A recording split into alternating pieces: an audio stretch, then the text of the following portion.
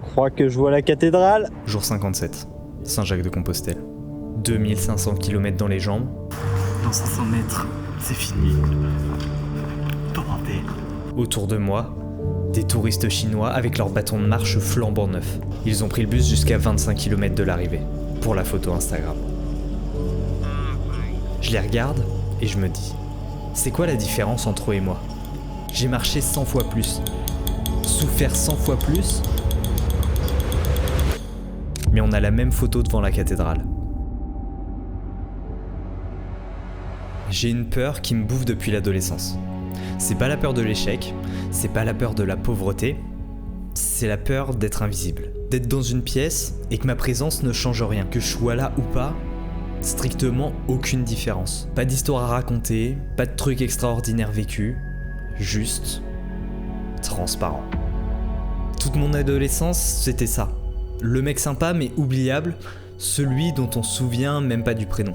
Alors à 20 ans, j'ai fait ce que les mecs de ma génération font, j'ai monté un business, des formations pour monteurs vidéo. J'ai fait des mois à 25 à 30 000, j'avais le potentiel de faire 300 000, 500 000 par an peut-être si je m'y mettais à fond dedans. Sauf que être jeune entrepreneur à succès, c'est devenu la nouvelle invisibilité. On est des milliers à avoir le même parcours, les mêmes stories LinkedIn, les mêmes voyages à Bali, les mêmes photos devant les mêmes couchers de soleil.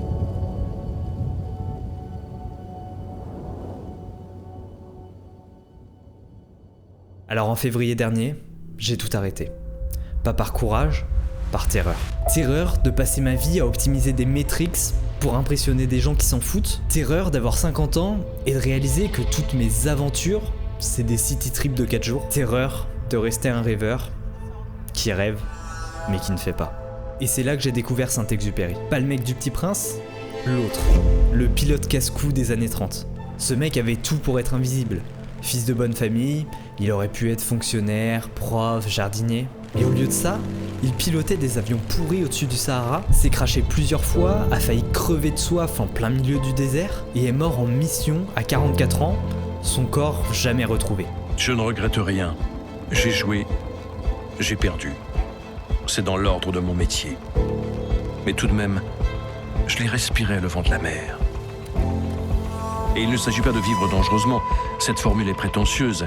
Les toréadors ne me plaisent guère. Ce n'est pas le danger que j'aime. Je sais ce que j'aime. C'est la vie. Il avait cette phrase. Ce que je hais, c'est d'abord ceux qui ne sont point. Les faux vivants. Ceux qui existent, mais qui ne vivent pas. Qui accumulent les expériences Instagram, mais qui ne ressentent rien. J'étais exactement ça. Un faux vivant, avec un bon chiffre d'affaires. Alors j'ai pris la décision, peut-être la plus stupide de ma vie, marcher de Rome à Saint-Jacques-de-Compostelle, 2500 km, sans un centime. Pas de carte bancaire, pas de cash, rien. Pourquoi Rome ? Parce que c'est là que les empires meurent, que les certitudes s'effondrent, que des mecs ont construit des trucs plus grands qu'eux et que tout a fini par disparaître. La basilique Saint-Pierre, le Vatican, des monuments qui te rappellent que même les trucs les plus grandioses deviennent des attractions touristiques. Comme moi, devant la cathédrale de Saint-Jacques, au milieu des Chinois. Bon, et puis aussi, un petit peu moins dramatique, j'avais envie de découvrir l'Italie, tout simplement. Je partais pas chercher Dieu, je partais pas me trouver, je partais pour enfin avoir une histoire à raconter. Ou crever en essayant. Au moins, j'aurais existé. Ce que je savais pas, c'est que j'allais découvrir quelque chose de pire que l'invisibilité. Ma propre froideur, mon mépris pour ceux qui m'aidaient, mon incapacité totale à vraiment connecter. J'allais découvrir que même en marchant 60 km par jour, on peut rester un faux vivant.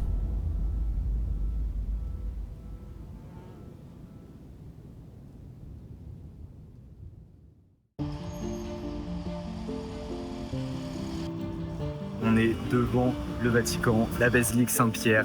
Je pars maintenant 2500 km, ça va être abusé.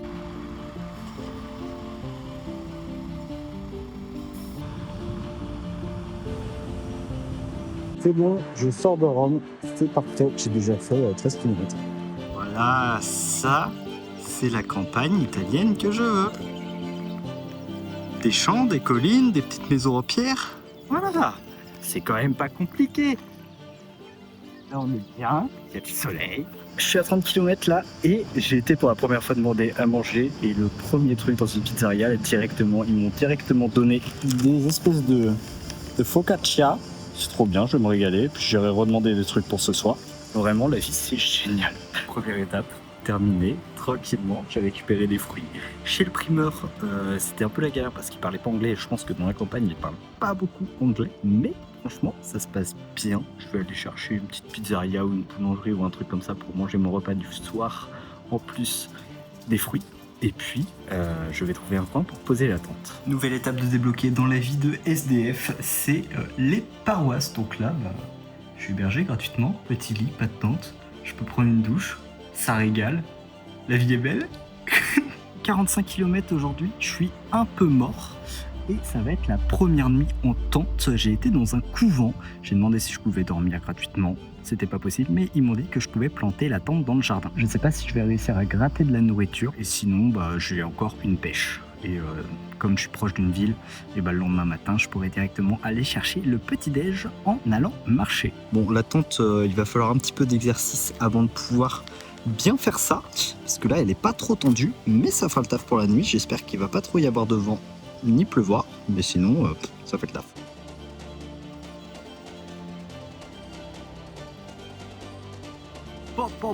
Où ils se mettent gars, les moutons. Chat. Je deviens totalement fou à force de ne parler à personne.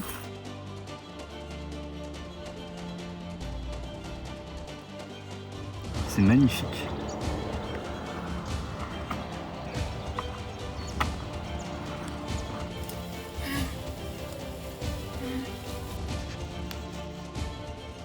Ok, il est quasiment 20h, je suis en train d'essayer de trouver un endroit pour dormir. Et c'est la galère parce que j'avais trouvé un endroit, mais il demandait 10 € au final pour dormir, un hôtel de pèlerin. Et donc, ça marchait pas. J'ai rencontré une dame dans la rue qui s'est donné corps et âme à appeler tout son réseau pour essayer de trouver quelqu'un pour m'héberger. Mais la personne ne répond pas encore pour le moment, je lui ai envoyé un message. Et elle m'a dit qu'il y avait une petite forêt en haut dans laquelle je pourrais potentiellement dormir aussi. Donc je vais essayer de faire du camping sauvage, mais je sais pas si on va me déloger. Bref, c'était un peu la galère. Bon, changement de plan, j'étais en train de monter la tente et la personne m'a appelé.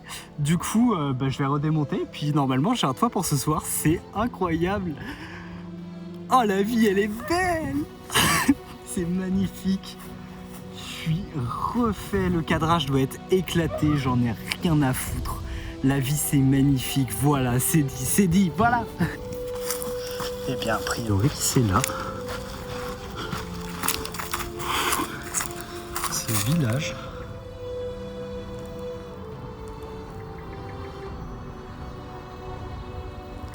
Vraiment, les personnes sont incroyablement gentilles et adorables. Vraiment, c'est trop bien. Je suis trop chanceux, tout simplement. Et je vais dormir dans un lit douillet.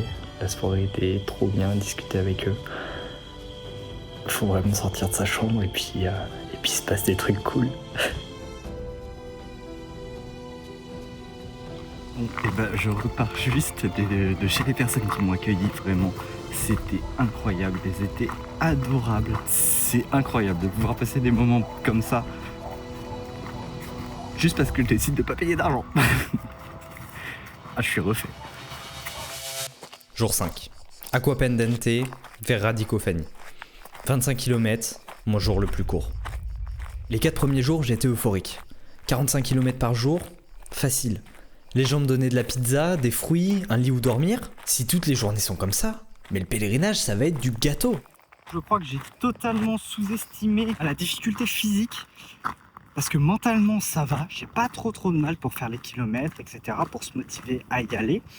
Mais c'est vraiment sur les articulations, ça prend cher. Ce matin déjà j'avais la cheville droite enflée sur le dessus et la hanche droite qui n'allait pas du tout. Donc j'espère que ça va aller pour les prochains jours. Et là déjà ça s'annonce mal. À 6 km de l'arrivée, mon genou droit a explosé. Comme si l'univers me disait « T'as voulu jouer au héros ?» Voilà. 12 km de montée constant, plein soleil, pas d'ombre, des champs cramés à perte de vue. 3 pauses sur les 6 derniers kilomètres, je pouvais plus plier le genou sans douleur.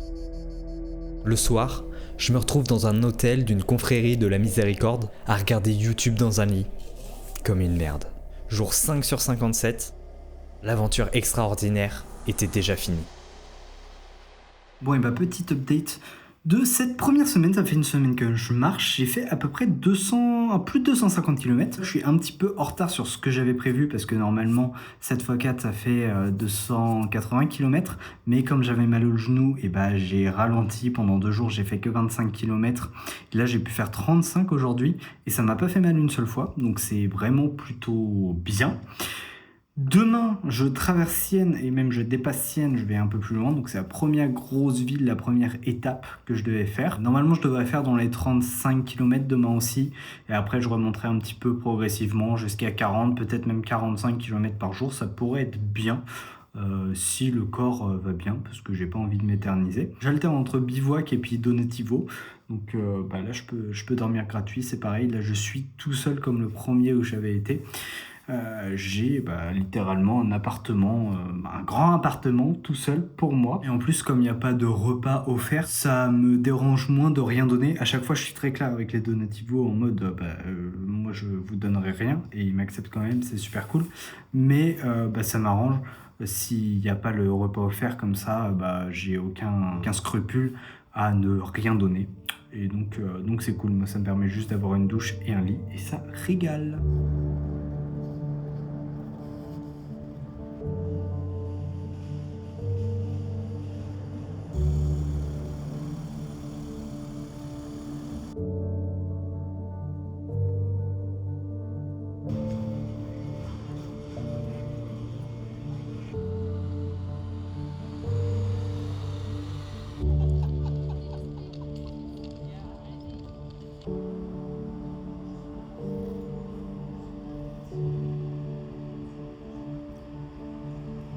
Bon, je viens officiellement de tomber sur la meilleure boulangerie, la plus sympa. Elle m'a donné tellement.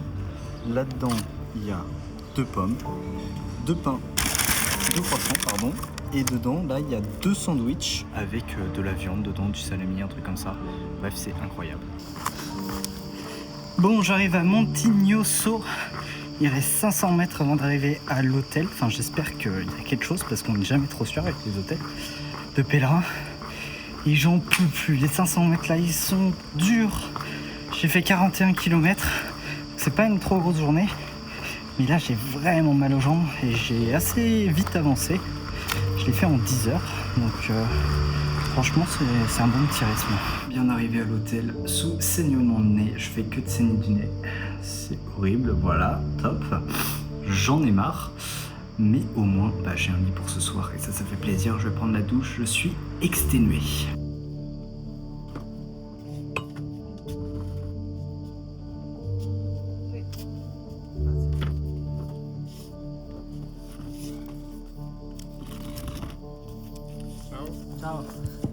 Je viens de sortir de l'hôtel de pèlerin et c'est incroyable. Il y a des endroits comme ça qui te redonnent tellement d'énergie. Là, je suis reposé. Les gens étaient tellement sympas, tellement serviables, tellement adorables. Le mec, il a même pris mon numéro ce matin pour me trouver un endroit où je peux dormir ce soir à ma prochaine étape. Donc là, je suis vraiment dans un super mood pour commencer cette journée. Et en plus, on va longer la mer aujourd'hui normalement. Donc ça devrait être beaucoup plus agréable.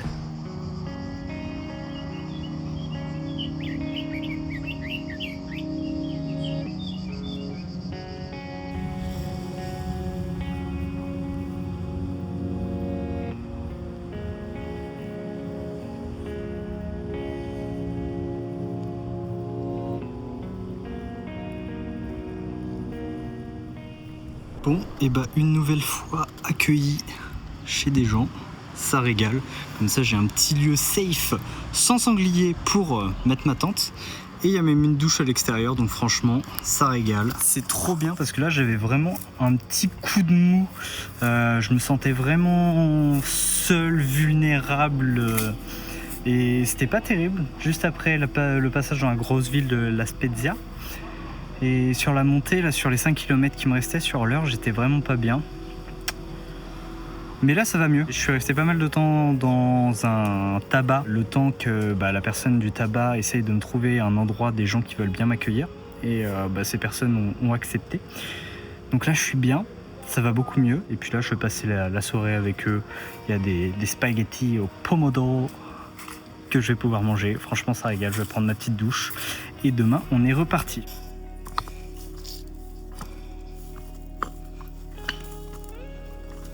Franchement, ça fait du bien d'être aussi bien accueilli. Parce que comme hier, j'avais un coup de mou, et bah ça remet un petit peu tout en place. Et vraiment, le petit déjeuner, j'ai pu avoir du café et des petits gâteaux. Elle m'a redonné des gâteaux et du coca pour la journée. Donc là, bah, j'ai de la bouffe. C'est bien parce que je sais pas si je vais passer par beaucoup de villages ou pas. Là, c'est vraiment un petit parc naturel, enfin un petit, un gros même. Un peu dans les montagnes, le long de la côte. C'est Cinque Terre. Et franchement, je devrais bien m'amuser, même si c'est crevant et qu'il y a un dénivelé de bâtard.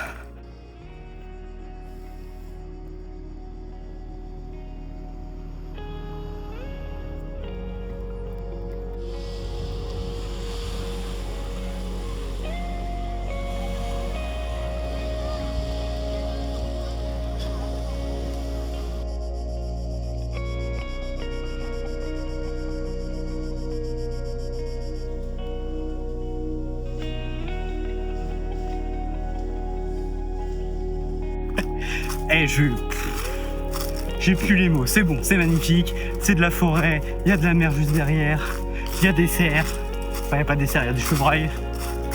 Oh là là, mais quelle vie! C'est bon, moi j'abandonne. Bon, je viens de faire la journée la plus difficile clairement pour l'instant, 40 km, 1500 de D+, 1600 même, et 1900 de descente. J'ai longé toute la côte et à chaque village, ça redescendait. Donc tu montes, tu descends, tu montes, tu descends. Et j'ai fait que ça toute la journée sur des petits sentiers hyper casse-gueule. C'était vraiment dangereux pour le coup. J'ai glissé pas mal de fois, j'ai eu peur pour mes genoux. Ça va vraiment taper dans les genoux pour le coup sur les articulations.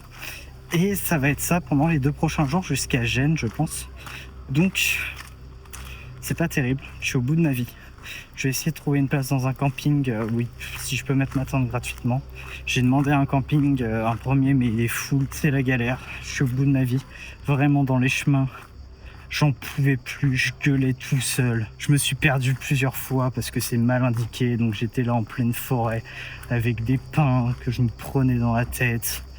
Et j'essayais de tracer tout droit pour retrouver le chemin et en plus il n'y avait pas de réseau donc je captais pas pour mon téléphone. J'espère que je vais pouvoir poser ma tente quelque part. Sinon je vais aller sur la plage. Je sais pas ce que je vais faire mais là c'est pas grave. Là c'est vraiment dur.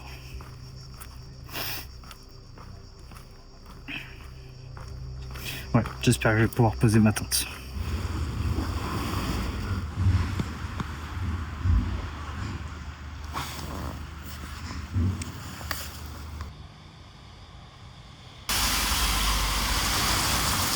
Bon, bah là je suis en position, on essaye de survivre sous la pluie. Je me prends quand même plein de flotte malgré le fait que je sois sous un abri. J'essaie de protéger mon sac pour pas que toutes mes affaires à l'intérieur soient trempées. C'est en enfer, je me tape des grosses pluies d'orage, j'ai marché pas mal dessous, là il me reste un peu 5 km. Et il fallait que je prenne une pause, il y a beaucoup de pluie quoi tout simplement. Ces derniers jours sont vraiment compliqués entre le dénivelé, la pluie, les mi-courses sur la plage. Ouais, je suis au bout de ma vie. Non, là vraiment quand j'étais en train de marcher sur la pluie pour la première fois, j'étais sérieusement en train de penser, bordel, quand est-ce que ça s'arrête? J'ai même pas fait un quart, c'est un enfer. Par contre, ce soir, je suis une grande pute. Si je dors en tente quelque part ou sur la plage, je vais faire du porte-à-porte, je vais trouver un endroit pour dormir au sec. Voilà, c'est dit, c'est annoncé. Ok, vraiment la excellente nouvelle, je peux dormir au sec. J'étais dans une première église où il y avait des personnes, j'ai demandé s'ils pouvaient m'accueillir, s'ils avaient une salle, etc. Ils n'avaient rien, mais il y a une dame qui m'a dit « Suis-moi, on va aller à une autre église ». Et donc je l'ai suivi, et à cette église, il y avait un prêtre qui m'a dit « Allez, viens, amène-moi ». Et ils ont une salle de catéchisme, où du coup, je peux dormir. Donc là, je suis bien, j'ai même un petit ventilateur que j'ai chopé dans une autre salle. Là, ça charge. Là, on a un campement de fortune, mais la vue est pas mal, franchement, ça régale. Bam. J'ai pu me doucher au lavabo, donc j'ai mis un petit peu de savon. C'est pas la meilleure douche du monde, mais ça marche quand même. Et donc, au moins, je me prends pas la flotte, pas de galère. Je suis safe. Je devrais bien dormir cette nuit. Franchement, ça régale. Et demain, comme ça, je peux enchaîner et attaquer. Putain, là, on est bien. Petit lever de soleil. Il y a pas trop de voitures. Il y a la mer. C'est plat, ça roule bien, ça marche bien, voilà. Putain, là pour le coup c'est magnifique. Je sais pas si on voit bien sur mon tel, mais bordel. Ouah. Ça me termine le genre de rencontre que je viens de faire. Je cherchais un petit coin pour pouvoir me reposer parce que ça faisait un petit moment que je marchais. Et le seul banc qui était dispo, il y avait un mec. Donc je me dis tant pis, j'y vais, pas grave. Et on commence à discuter. Au final c'est un professeur de musique qui fait aussi artiste de rue et qui fait de la musique dans la rue. Et juste, on discute, on fait connaissance, on parle vite fait, il a fait Compostelle aussi. Et c'est le genre de discussion random avec un mec que je reverrai jamais. Et tu le rencontres, tu repars, et voilà. Et ça fait vraiment plaisir, ça fait une pause vraiment reposante pour le coup, parce que ça change de juste attendre que mes jambes aillent mieux. Bon, ce soir c'est nuit dans un gymnase, j'ai été accueilli et on m'a apporté pas mal de nourriture en plus, donc c'est génial. J'ai des espèces de brochettes et pas mettre le bouffe là-dedans, des bananes, des fruits, plein de trucs. Je suis tellement bien accueilli à chaque fois, là c'est un régal. Et j'ai vu ces gros matelas là. Ça là. Ça va être génial pour dormir. Papa, canapé, tout confort. Et encore un endroit qui se passe très bien pour dormir. J'étais à l'église, je me suis dit on va voir à la paroisse s'ils ont un petit truc pour moi. C'était la messe, donc j'ai assisté à la messe en italien. C'était intéressant, j'ai rien compris clairement.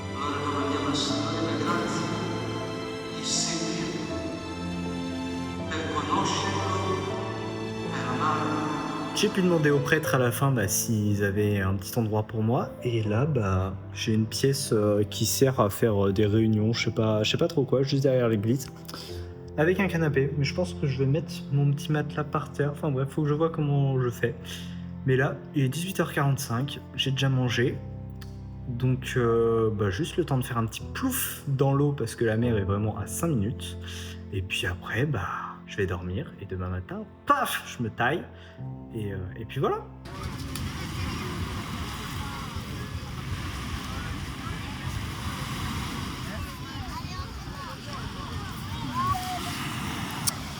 Bon voilà, la douche est prise.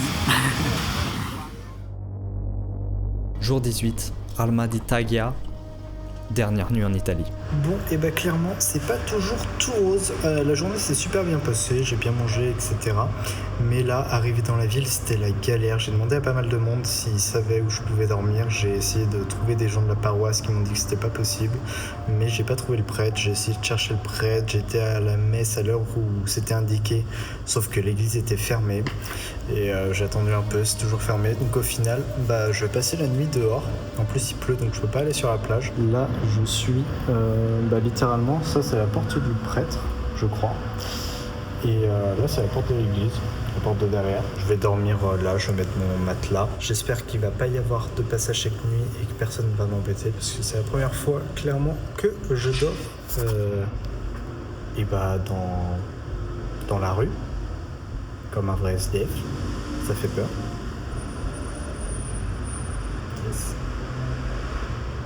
Mais bon, j'ai rien de mieux, parce que même pour poser une tente dans un endroit un peu tranquille, ça n'existe pas sur la côte, ou alors il faut que je rentre vraiment dans les terres, et ça me fait un gros détour, et là j'ai déjà fait 44 km, et je vais pas marcher plus que ça. Donc voilà, c'est la meilleure alternative que j'ai trouvée, mais au moins j'ai un point d'eau là, donc c'est le seul avantage que j'ai. Je suis au bout de ma vie. Un moment, un groupe de personnes passe, j'essaye de leur parler avec des phrases Google Traduction. On me regarde à peine, on me répond pas. Vraiment là, on me voit en gros singe. Je suis transparent. Même pour faire pitié, je suis invisible. Dégoûté, vers 20h30, je m'endors. Mais à 23h, j'entends des voix. Je suis réveillé, quelqu'un m'appelle. Bon, je viens de me faire réveiller par le prêtre parce que je campais devant sa maison, c'était une position un petit peu stratégique. Tellement je faisais pitié, il m'a donné 50 balles. Et il m'a donné une petite pièce où je peux dormir, donc là je vais aller prendre une petite douche et je vais m'endormir. On va bientôt arriver en France, c'est le dernier jour en Italie. La nuit dernière, il s'est passé un truc un petit peu incroyable quand t'as le prêtre qui arrive. Au départ, je me fais réveiller pendant la nuit, donc réflexe de base, c'est en mode ah non, j'en ai rien à foutre. Après, je me rappelle que je suis dans la rue, donc tu vois, j'ouvre quand même les yeux et je vois le prêtre qui me propose un endroit où dormir, qui m'apporte un billet de 50 balles. Et puis qui se casse, qui va redormir. Ça y est, après 19 jours de marche et 780 km, je suis enfin en France depuis Rome à pied. Ça n'a pas été simple, mais c'est que le début parce qu'il me reste encore 1700 km à peu près, toute la France et toute l'Espagne à traverser. Les jours commencent à se ressembler. C'est devenu mécanique. 5 km, pause, 5 km, pause. Demander à manger, trouver de l'eau, trouver où dormir, recommencer. Les jours se ressemblent tous, les villages se fondent, les visages s'effacent. Je suis dans le jardin chez des gens. Je vais être accueilli par une famille ce soir à Cagnes-sur-Mer. Et donc ils vont m'accueillir ce soir. Actuellement sur un lit de camp, dans une chapelle / caveau. Et encore une fois, je suis accueilli. Je me prépare un café, puis j'ai du pain et tout ce qu'il faut dans le frigo. Donc là, il faut que j'attende 30 minutes. Il y a une personne qui est d'accord pour m'accueillir. Bon, je suis posé. J'ai le maire de la ville. J'en ai marre. J'ai l'impression d'avoir déjà appris tout ce que j'avais à apprendre et j'ai fait qu'un tiers du chemin. Il reste 1700 km. C'est là que j'ai commencé à devenir froid, plus par lassitude que par méchanceté. L'enthousiasme du début était mort quelque part entre Gênes et Nice. J'ai vraiment aucune motivation pour marcher, alors que ça fait que 18 km et que depuis je suis parti pour une journée de 50. Mais là, ça commence vraiment à m'énerver. En fait, c'est chiant. Voilà, c'est chiant. J'ai hâte d'arriver en Espagne quand même pour avoir un petit peu de changement. Mais là, ça commence à... Ah, j'ai plus envie. J'ai fait le tour, j'ai l'impression. Au 31e jour, je reçois ça du mec qui m'a hébergé à Arles. Salut Sylvain, j'ai pas su comment aborder le sujet lors de ton passage ici. Comment concilies-tu le fait de bien gagner ta vie, comme tu l'as dit, et de voyager gratuitement, gîte et couvert? Prévois-tu de reverser l'équivalent de la somme que tes contributeurs t'ont donnée à une œuvre, secours catholique, denier du culte, aide aux migrants, autres? Bon chemin. 50 ans. 50 ans, et il m'envoie ça par message. Toute la soirée on avait parlé, voyage, philosophie, vie, mais le truc qu'il voulait vraiment dire, il l'a gardé. Il a attendu que je parte pour m'envoyer un message. Lâcheté polie, l'incapacité de confronter. C'est ça le vrai problème de notre époque. On évite tellement la confrontation au quotidien qu'on préfère envoyer un message plutôt que d'affronter un regard. À 50 ans, t'oses même pas dire un truc inconfortable à un mec de 22. Et le pire, quelque part je comprends. Parce que moi non plus je confronte pas vraiment, je fuis. Mais c'est pour ça que ce genre d'aventure et de se confronter à la réalité, c'est indispensable. Parce qu'à 50 ans, je veux pas me retrouver devant un petit con comme moi et être incapable de lui dire ses 4 vérités. Bon, je viens d'avoir une idée totalement stupide. Je passe la meilleure journée de ma vie. J'ai failli me faire écraser. Il fait pas trop chaud. J'ai rencontré un mec sur la route, j'ai pu faire pas mal de kilomètres avec lui, donc c'est passé tout seul.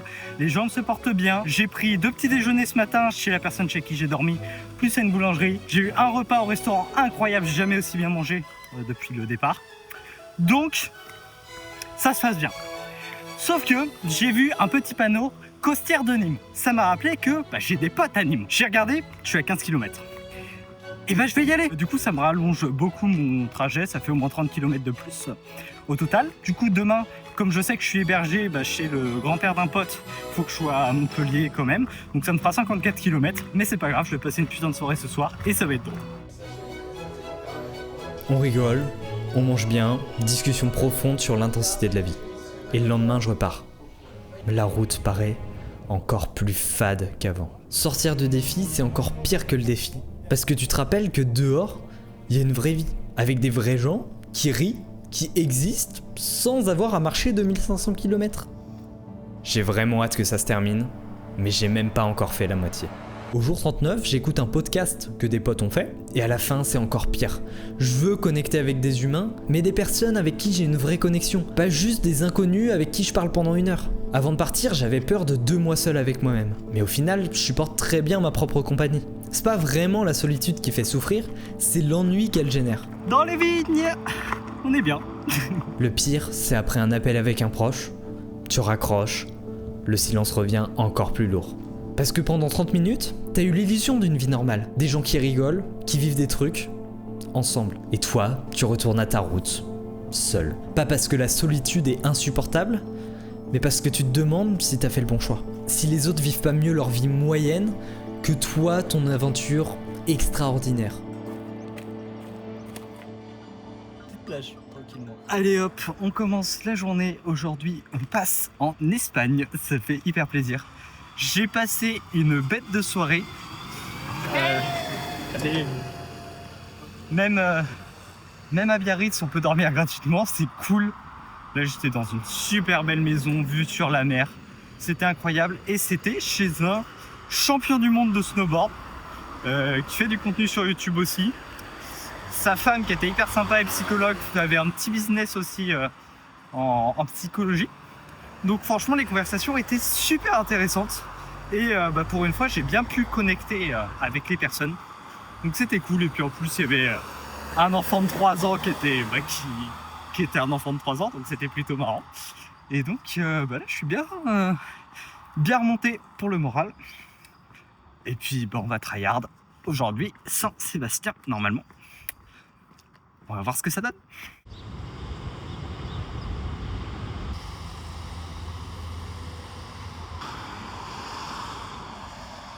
Je passe la frontière espagnole sans même m'en rendre compte. Pas de panneau, rien. Et direct, je me prends 6 refus pour la nourriture. Bon, j'ai l'impression que le sans argent, ça va être un petit peu compliqué en Espagne. Je viens de passer la frontière. Et en France et même en Italie, dans 80% des cas, vous me donnez à bouffer. Là, j'ai demandé à 4 endroits, donc c'est pas énorme, mais j'ai rien eu du tout. Donc ça ne présage pas grand-chose de bon. Mais au moins, il y a 1700 km qui sont faits. Il m'en reste à peu près 800. Et puis, ce sera fini. Et même pour aller demander aux gens directement si je peux dormir chez eux, je serais peut-être un peu moins à l'aise. Donc, ouais, là, je me sens pas très bien. Le passage de la frontière, il était bizarre. On verra comment ça se passe. Personne parle anglais et je perds toute ma confiance. J'ose plus demander, je me sens pas bien étouffé par tous ces immeubles dans les ruines. Bon, et heureusement qu'il y a un truc qui s'appelle les étrangers, parce qu'à chaque fois, dans les restaurants, que ce soit asiatiques ou peu importe, j'ai tellement plus de chances qu'ils acceptent. Donc là, j'ai été dans un petit restaurant coréen et j'ai eu du poulet frit. Donc franchement, ça régale. Et à mon avis, la strat, ça va être d'aller tout le temps dans les restos pas espagnols. Mais le soir, dans l'auberge de pèlerin, quand je commence à discuter avec des gens, on me demande d'où je viens, et je leur réponds Rome. Rome 2500 km. Soudain, j'étais l'attraction. Le mec qui fait 50 km par jour, qui dort dehors, qui mendie sa bouffe, exactement ce que je voulais. Être visible, extraordinaire. Sauf que l'attention, ça remplit rien. Ça creuse. Parce qu'il en faut toujours plus. Plus de kilomètres, plus d'histoires, plus de trucs impressionnants. J'étais devenu dépendant de leur regard impressionné, et j'étais encore plus vite qu'avant.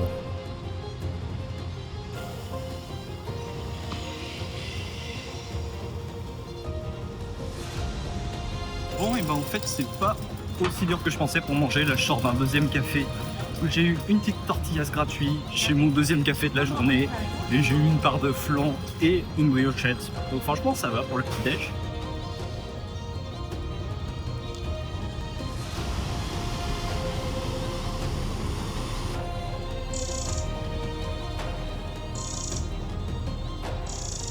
Il y a du dénivelé de bâtard, je suis vraiment à flanc de falaise. Et je longe toute la côte. Donc ça monte, ça descend. C'est hardcore. Mais au moins c'est joli. Il y a la mer derrière. Bon, là je suis en train de vivre un remake des 5 terres. C'est-à-dire que le chemin longe la côte. Et à chaque village ou ville, ça redescend. Du coup ça fait énormément de dénivelé positif et négatif. Et ça, mes genoux, ils l'aiment pas trop. Et ça me fait un peu peur parce que clairement, là, la seule chose qui peut m'empêcher d'arriver à destination, c'est une blessure. Là, je le sens déjà un petit peu, le genou gauche qui a pris un peu cher. Et il y a 1200 de dénivelé aujourd'hui sur 40 km.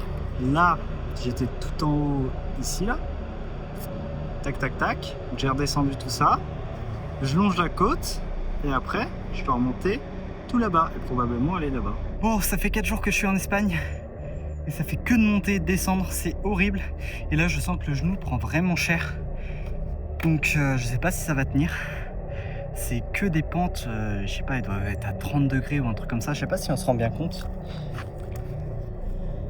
Mais ouais, non, je pense pas qu'on s'en rende compte, mais ça descend et ça monte de bâtard. Je sens que ça tire vraiment sur le gauche et un petit peu sur le droit.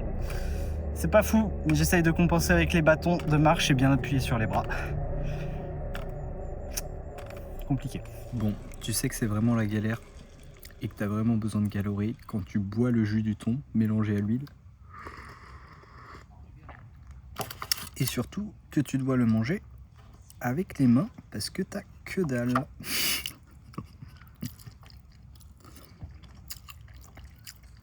On s'amuse bien quand même.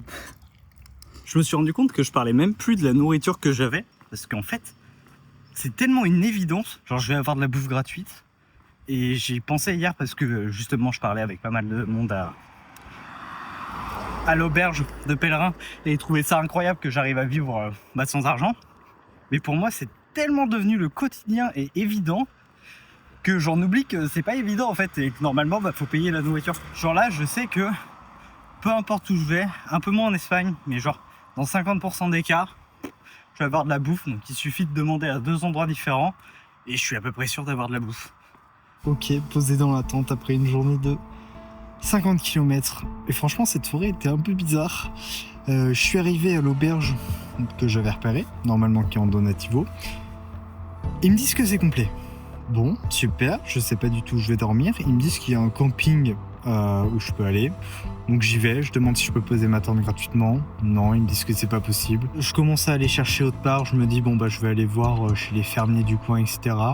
Je commence à me diriger, il y a un mec qui sort de chez lui, je lui demande si je peux m'installer chez lui. Il me dit non parce qu'il répare la maison, je sais pas quoi, il me dit d'aller voir autre part.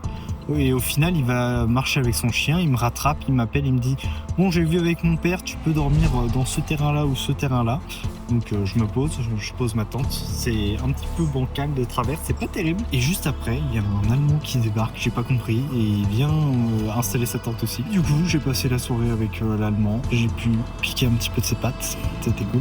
Et puis voilà, on est posé tranquillement. Et l'Espagnol aussi, il m'a donné un petit paquet de gâteaux, donc c'est cool, j'ai pu manger ce soir. Vraiment, à chaque fois, quand je suis en galère, il y a toujours des trucs des petits miracles, on va dire, qui me permettent de m'en sortir. Bon, petite pause dans l'histoire pour te parler d'une super opportunité. Si t'es en train de regarder cette vidéo en te disant que t'aimerais avoir la liberté de partir à l'aventure, mais que t'as pas envie de devoir mendier ta nourriture comme je fais, il y a de fortes chances que le métier de monteur vidéo puisse t'intéresser. Surtout qu'il y a énormément de boulot dans le domaine, c'est une compétence ultra recherchée, ne serait-ce que parce qu'aujourd'hui, toutes les entreprises ont besoin d'une présence vidéo en ligne. Je te dis ça parce que je collabore avec Paul Berger sur Monteur Pro. C'est une école de montage vidéo en ligne où on forme des monteurs vidéo freelance en 6 mois. L'idée c'est simple, t'apprendre un métier qui te permet de bosser n'importe où dans le monde avec juste un ordinateur portable. En tant que nomade digital, il a tout le temps son ordi. Arrête. Son casque. C'est un vrai cursus avec des coachings hebdomadaires pendant 6 mois, plus de 160 modules de cours et on te garantit ta première mission rémunérée. Si t'en trouves pas, on t'en fournit. Parce que Paul, il a sa propre agence de montage. On accompagne les élèves du début jusqu'à la fin. De j'y connais rien au montage vidéo à je suis un monteur vidéo autonome et je vis de mon activité. Il y a aussi des cours sur le storytelling avec Arthur Moza et Paolo Z qui ont chacun fait des millions de vues sur YouTube. Si ça t'intéresse, on a enregistré une masterclass gratuite avec Paul où on t'explique exactement toute la méthode de A à Z. Si tu veux la retrouver, le lien est dans la description. Voilà, on peut retourner en Espagne. Là, je suis vraiment dans un mix entre vas-y, c'est bientôt la fin, je suis un peu content, je mets de la bonne musique dans les écouteurs et je me déterre à marcher et je suis déprimé et j'en ai marre, il faut que ça s'arrête. Du coup, je suis bipolaire, yes. Mais sinon, mentalement, ça va, je crois. Yes. Sauvez-moi.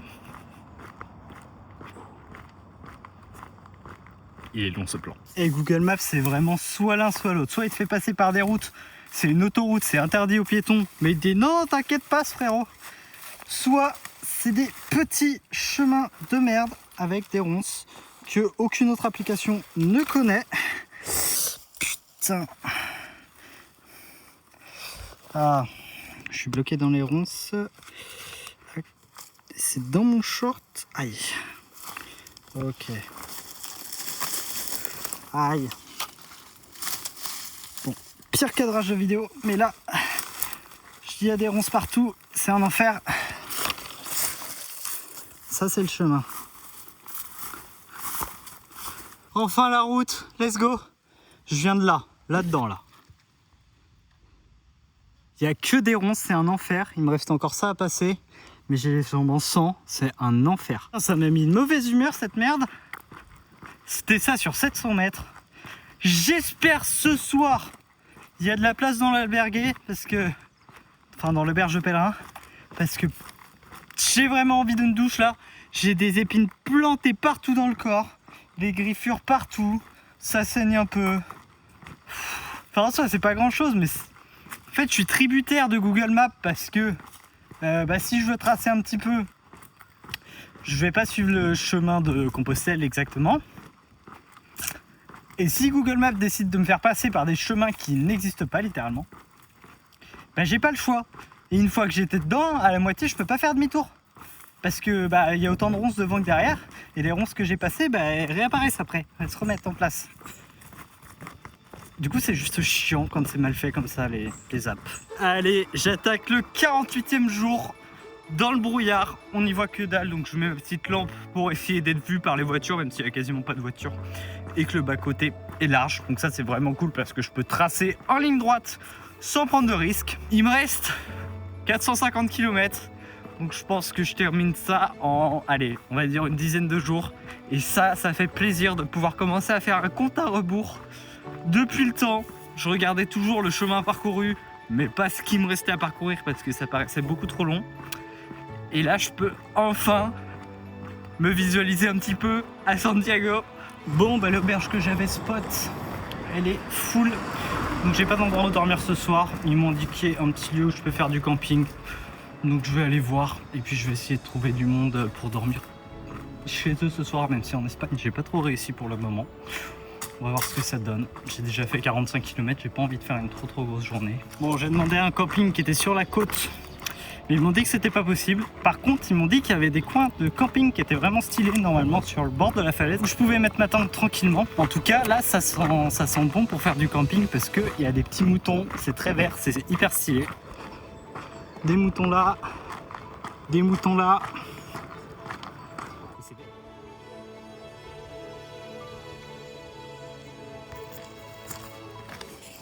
Et je pense que ça va dormir là parce que c'est pas moche. Si j'arrive à trouver un endroit où je peux poser la tente, ce serait magnifique. Ça va se mettre ici. C'est insane comme spot de camping. Oh, c'est magnifique. Mon Dieu. Bon, juste, je crois qu'il y a des chèvres qui peuvent venir me bouffer pendant la nuit. Mais comme j'ai rien à manger, dans tous les cas, je suis un peu baisé. Bon, ça n'a rien à voir ce que je viens de raconter. Mais bon, deux problèmes. Pas de bouffe, chèvre. Y a pire. Je vais juste tempo un petit peu parce qu'il y a l'éleveur des chèvres qui est là. Donc je suppose que c'est son terrain.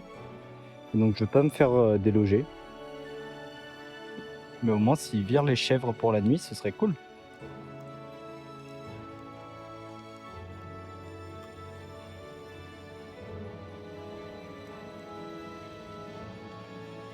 Là, on est bien. Le spot de camping est incroyable. Je suis trop bien.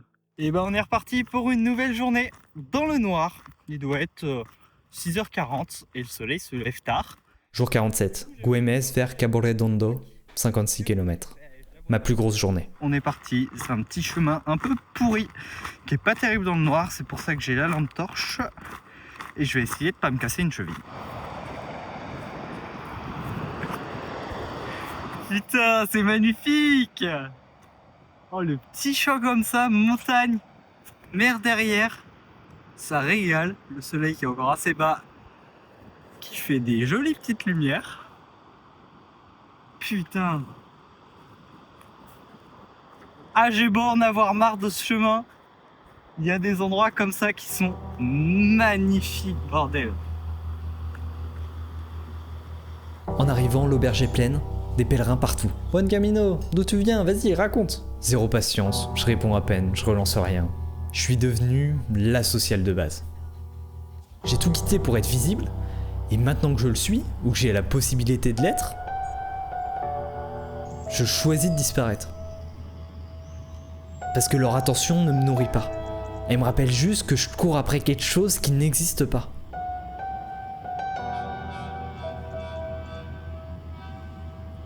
2000 km pour redevenir l'adolescent invisible. Sauf que cette fois-ci, c'est un choix.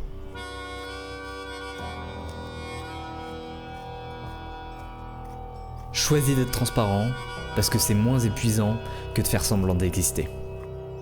Jour 50, il pleut toute la journée et j'écoute une conférence sur Saint-Exupéry. Et là, il y a des averses de grêle, c'est un enfer. S'il a bien une idée fixe en ce qui concerne la manière dont nous menons nos vies, c'est que nous manquons d'intensité. Il répétait souvent cette phrase « Je suis entouré de faux vivants ». Et cette conviction profonde que les hommes manquent une partie de leur vie, de cette conviction découlera tout le reste. Je cite Citadelle, qui est son dernier livre, une grande fable philosophique. « Ce que je hais, c'est d'abord ceux qui ne sont point ». La philosophie de Saint-Ex est une philosophie de la vie, du risque. Il écrit dans Citadelle « L'amour du danger, c'est l'amour de la vie ». Je marche 50 km sous la pluie et je suis un faux vivant. Mon danger à moi, c'était calculé. Instagram friendly, aucun risque réel. Il faut risquer quelque chose en vivant, quelque chose d'autre que simplement la mort dans son lit à 85 ans. Nous allons tous mourir. La mort n'est pas un risque, c'est une évidence. Nous devons risquer. La vie est un compte à rebours auquel il faut opposer une vivacité incorrigible et exubérante. Sur nos lits de mort, la seule question qui comptera sera « Qu'as-tu osé ? Qu'as-tu osé risquer ?»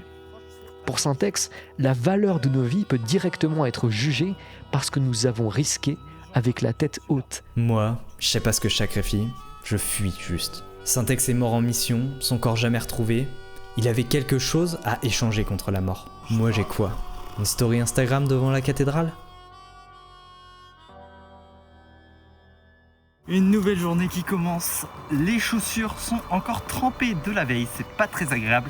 Mais aujourd'hui, il n'y a pas de pluie. Par contre, j'ai sorti la polaire pour la première fois parce que ça caille, il fait 9 degrés, un truc comme ça. J'aurais eu toutes les températures, les 40 degrés en Toscane, jusqu'à sortir la doudoune. Normalement, petite journée de 50 km, enfin bonne journée avec du dénivelé. On va voir ce que ça donne. Je dois entendre ce soir, je pense, parce qu'il n'y a pas de Donativo où je vais. Et puis voilà, c'est un petit peu ça les plans. C'est magnifique en face. La ville, avec les petits nuages. Derrière, il y a la mer, certainement, derrière les montagnes. Enfin, c'est stylé.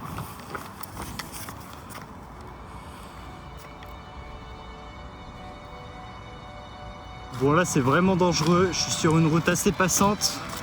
Et il y a du brouillard de bâtard, les voitures me voient pas, je vois pas les voitures. Je suis pas trop fan du projet. Ah, quel plaisir d'avoir un petit peu de soleil, ça fait du bien au moral. Il doit rester 270 km.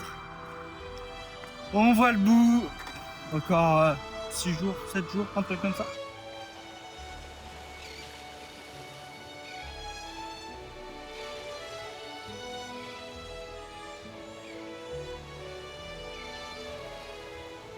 Ça me termine à chaque fois que je fais une pause comme ça. Je spotte le banc, mais je fais pas du tout gaffe à la vue.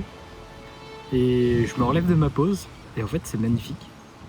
Et par contre, c'est abusé à quel point mon corps il s'est habitué à marcher.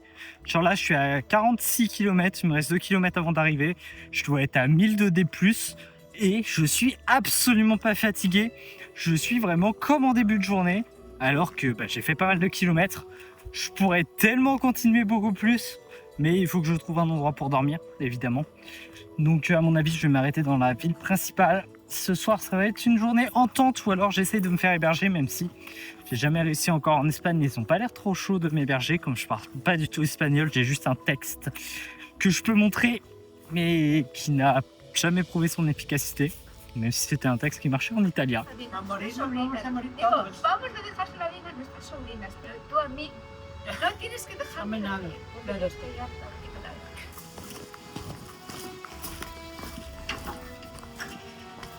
¿Tienes para cenar? ¿Para comer tienes algo? No, no sé. ¿Eh? Rien, nada. ¿No quieres? No.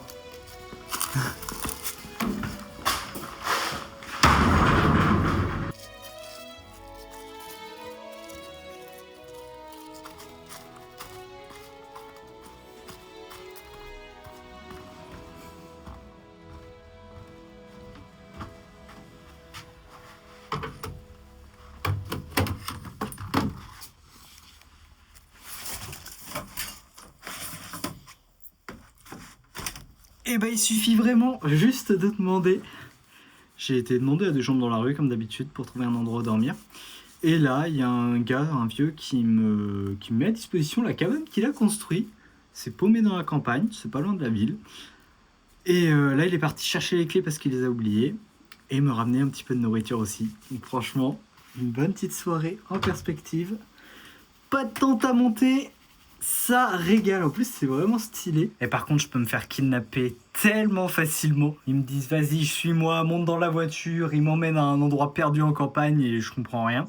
À la fin, on a utilisé Google Traduction quand même pour que je comprenne. Mais il y a un mec qui me dit, suis-moi, suis-moi, suis-moi. Je le suis, je comprends rien. À chaque fois, ils me disent d'attendre, t'inquiète, faut que j'aille faire ça, ça, ça. Et c'est une dinguerie. Moi, je les suis tout gentiment parce que je pense qu'ils vont m'aider. J'ai jamais eu de problème. À chaque fois, les gens sont gentils et j'ai tellement foi en l'humanité. Mais si on me veut du mal, je suis une proie, mais tellement facile. On a juste à me cueillir, vraiment. Tu me dis, suis-moi, je te suis. Hier, c'était la première fois que j'étais accueilli quelque part par des Espagnols. Et ça redonne du courage. Et donc ce soir, si j'ai rien, j'hésiterai pas à redemander. Donc voilà, juste un petit oui. Ça redonne de la motivation. Bon, le soleil se lève derrière et je me dis, je tenterais bien de faire un 60 km aujourd'hui parce que j'aimerais bien en faire un. On s'approche dangereusement de la fin du périple. C'est une journée assez plate, je me suis levé tôt parce que j'étais pas en donativo. J'ai commencé à marcher à 7h ou un truc comme ça. Donc franchement, je pense que les 60 km en 12-13 heures ils se tentent.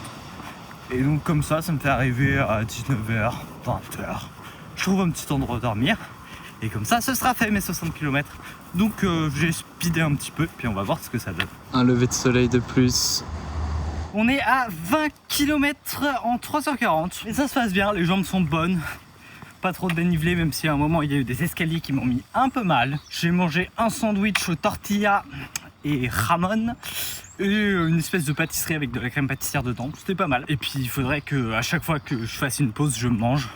Enfin, je m'arrête que pour manger en gros, comme ça je fais pas de pause supplémentaire. Franchement, la vie est belle. Il fait beau, pas trop chaud, pas de vent. C'est la journée parfaite. Bon, 6h30 km. J'ai bien baissé le rythme parce que j'ai fait 2 pauses pour manger 2 sandwichs en 10 km. J'ai eu de la chance, on m'a donné assez facilement de la nourriture. C'est normal que ça baisse à ce moment-là. J'en ferai peut-être encore une pause prochainement, comme ça j'ai le ventre vraiment plein. Et puis je sais que sur l'après-midi et en fin de soirée, je mange plus et je trace beaucoup plus. Du coup, je reprendrai un petit peu plus la moyenne de kilomètres parce que là, ça fait que 5 km/h. Ils vont rien faire. Qu'est-ce qu'ils vont faire? Qu'est-ce qu'ils vont faire? Ils vont rien faire. J'alterne entre petite musique et je m'écoute les 3 mousquetaires d'Alexandre Dumas. J'ai écouté le Monte Cristo aussi, c'était banger. Quel divertissement, quel chef-d'œuvre. J'espère que les 3 mousquetaires sera pareil. Un petit poulet. Voilà. Non, franchement, c'est vraiment agréable cette journée. Je suis à 40 km, j'ai même pas mal aux jambes du tout. Alors qu'au départ, quand je suis parti les 40 km, j'étais mort à la fin. Là, je suis tranquille, il me reste 20 km. Et je vais mettre 4 petites sœurs. Il est 15h, j'arriverai à 19h. Et voilà, tranquille. Ouf. Allez, 53 km, il en reste 7. Là, je vais faire un terrain de jeu où je pense que je pourrais mettre la tente. Ouais. Bon, je pourrais clairement camper là. Ça va gêner personne. Il y a un point d'eau. Je suis à 59,7 et il me faut absolument voir les 60. Du coup, je pense que je vais faire des petits tours de terrain le temps d'arriver aux 60. Parce que je veux le voir affiché sur mon Strava, le 60 km. Est-ce que c'est débile de marcher pour rien? Oui. Mais est-ce que ça va me faire plaisir de voir le 60? Aussi. Et de toute façon, je peux pas monter la tente directement parce que je vais me faire spotter. Et à mon avis, il n'y a personne qui va me déloger dans un petit village comme ça. Mais autant pas prendre de risques. Parce que là, juste derrière, c'est l'école du village. Là, c'est leur terrain de jeu. Donc à mon avis, on est à quoi? On est un jeudi soir, un mercredi soir peut-être. Personne va caler, je serai parti avant que les enfants arrivent en cours. Bon, je suis dans la tente et franchement là on va parler d'un sujet pas très glamour. L'odeur, c'est affreux. Avec l'humidité qu'il y a, c'est un enfer. La tente, le matin, je la ramasse, elle est trempée. Je la roule en boule dans mon sac et je ne redors pas forcément le soir même avec, donc ça fermente un petit peu là-dedans. Donc l'odeur de la tente est pas très agréable.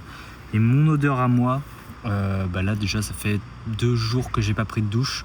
Mais en plus de ça, je prends même plus la peine de laver mes affaires. Pourquoi ? Parce qu'avec l'humidité qu'il y a partout en Espagne, ça ne sèche pas. Donc soit je les lave, ça sèche pas, ça pue. Soit je les lave pas et ça pue quand même. Mais au moins ils sont secs. Donc ça fait un petit moment que je les ai pas lavés, mes vêtements. Mes chaussettes, c'est ignoble. Mon odeur corporelle, c'est ignoble. Il n'y a rien qui sèche, toutes mes affaires puent. J'en ai marre. Eh putain, je suis un SDF level max là. Putain, la météo, il va vraiment être temps que tu arrives parce que là, c'est insupportable. Ça caille, il y a du brouillard. C'est fou de passer en 4-5 semaines de la Toscane où il fait 40 degrés et là je me gèle. Les mains elles sont gelées, j'arrive plus à bouger les doigts. Il y a du brouillard, même s'il y a un peu de soleil, j'arrive pas à me réchauffer. Vraiment c'est un enfer. Bon là c'est la merde parce qu'il pleut et que pour gagner un petit peu de chemin, je suis pas le chemin de Compostelle. Donc je vais arriver dans une ville où il n'y a absolument pas d'auberge. Je me suis dit que je dormirais en tente. Sauf que dormir en tente sous la pluie, quand tout est trempé et que la tente est trempée aussi, c'est pas très agréable. Donc je vais devoir demander à des Espagnols s'ils peuvent m'accueillir. Si ça marche pas, j'irai dans un autre village à 5 km. À mon avis, pour cette dernière nuit, ça va être une belle galère. Je crois que je vais faire une bêtise. J'ai absolument pas envie de faire du camping ce soir. Parce que tout est trempé, mes affaires sont trempées, j'ai les pieds trempés, ça va pas sécher, etc. Et là, je suis dans la ville où je prévoyais de m'arrêter. Je pense pas que je vais m'arrêter. Et les auberges les plus proches, c'est à 20 km. J'ai fait 50 km déjà. Mes jambes, par contre, sont super bonnes. Là, j'ai pas du tout mal et je suis tranquille. Donc, je crois que je vais tenter de tracer, il est déjà 17h30, de faire 20 km en plus. Donc, normalement, c'est 4 heures. Ça veut dire que j'arrive à 21h30 et je dors beaucoup plus proche de Santiago. Et ça fait une journée à 70 km. Il y a moyen que je fasse ça. Ça me chauffe bien. Faire un truc stupide pour la dernière journée et comme ça demain ça trace directement Santiago. Le problème c'est que sur Google Maps je sais pas jusqu'à quand je peux arriver dans les auberges, il n'y a rien de trop précisé et appeler les Espagnols ils parlent pas anglais donc c'est une galère. On va y aller, on va tenter et peut-être que c'est stupide mais au moins ça m'aura fait une bonne journée de marche. Et je sais pas ce que je fous de ma vie, je suis complètement débile. Vas-y, ça va être marrant de toute façon. Bon, j'ai eu la réponse de l'auberge que je visais. Ils m'ont dit que le dernier moment à l'heure à laquelle je pouvais arriver, c'était 18h, sachant qu'il est 19h et qu'il me reste 9 km. Donc soit je me retrouve totalement dans la merde et c'était la pire idée, soit c'est une bonne idée. Peut-être que je marche toute la nuit en fait pour arriver jusqu'à Saint-Jacques. Je sais pas ce que je fais. Tout le moment, ça part en nuit blanche. Je vais me taper 80 km dans la journée. Peut-être même plus. 62 km. J'ai vraiment mal aux jambes et aux pieds. Mais je peux pas faire de pause. Enfin, je sais pas trop, j'hésite. Là, ça fait 22 km du coup que j'ai pas pris de pause. Il me reste que 5. J'ai pas envie de rater la fermeture, genre si c'est 21h et que j'arrête parce que j'ai fait une pause. Du coup, là, je prends sur moi et puis je verrai quand j'aurai un lit. J'espère. 65 km, j'ai repris un petit peu de poil de la bête, là, les jambes ça va. Je comprends pas pourquoi ça fluctue autant. Par contre, il commence à faire nuit et à pleuvoir de nouveau.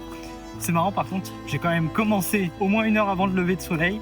Et là je vais terminer, le soleil se lèvera coucher. Franchement, je savais pas que j'étais capable de faire une journée à galoper autant que ça. Surtout que j'avais pas du tout prévu, si j'avais su, je me serais levé plus tôt pour arriver plus tôt. Parce que là, je sais pas du tout si je vais avoir un lit. Mon Dieu, pitié, donnez-moi un lit ce soir. Et vas-y, j'espère, de toute façon, ça sert à rien de parler plus. Je cavale, puis ça va le faire. Allez, j'ai la cheville droite qui est enflée depuis le jour 2 ou le 3, qui est en PLS là, c'est hardcore. Allez, c'est là-bas, j'espère qu'il m'accepte. C'est le bâtiment juste après, normalement, celui qui est en construction.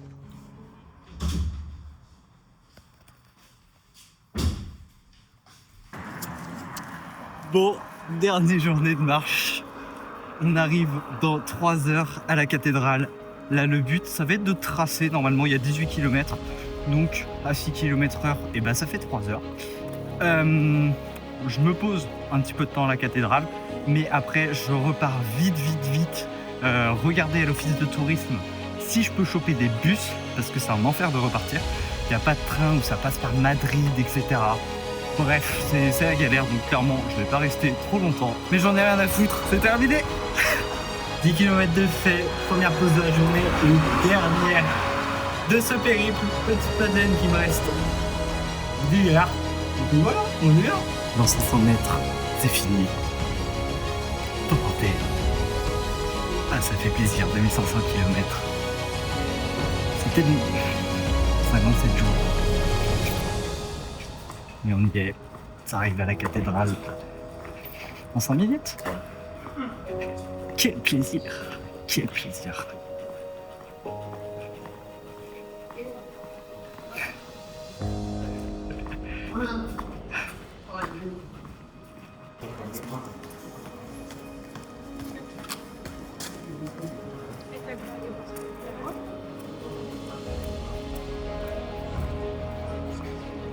Bordel. Oh, mon Dieu. Magnifique.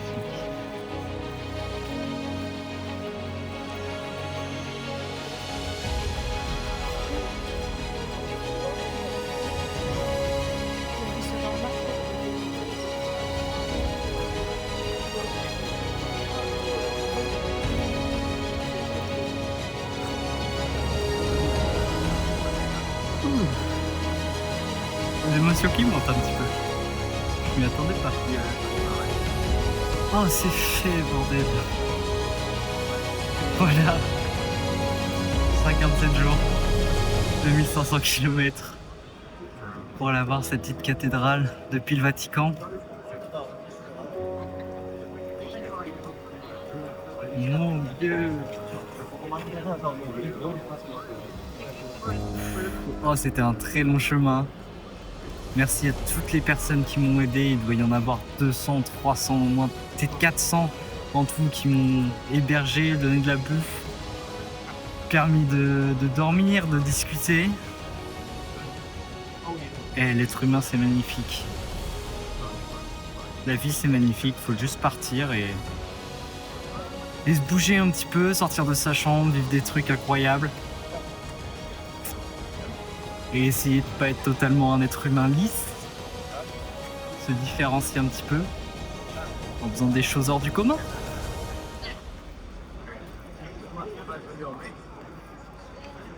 Putain, c'est incroyable. Merci la vie. J'étais parti pour fuir l'invisibilité, la pire raison pour partir à l'aventure. Dans chaque auberge, j'étais l'attraction. Rome, 50 km par jour? Mais c'est incroyable. Mission accomplie, j'étais visible. Mais le vide subsistait. Parce que l'attention, c'est comme la faim. Plus tu nourris, plus elle grandit. Mais c'est en partant pour les bonnes raisons que j'ai découvert les bonnes. Saint-Exupéry le savait, les faux vivants, c'est ceux qui restent dans leur zone de confort en attendant le bon moment, les bonnes raisons, la préparation parfaite. Moi j'étais un faux vivant qui marchait 50 km par jour jusqu'à ce que je comprenne que l'aventure ne te rendra pas visible. Elle comblera pas ton vide, elle résoudra aucun de tes problèmes, mais elle te forcera à vivre, à avoir mal, à avoir faim, à dépendre des autres, à confronter ton mépris, ta froideur, ton incapacité à connecter. Tu veux mon conseil brutal? Pars.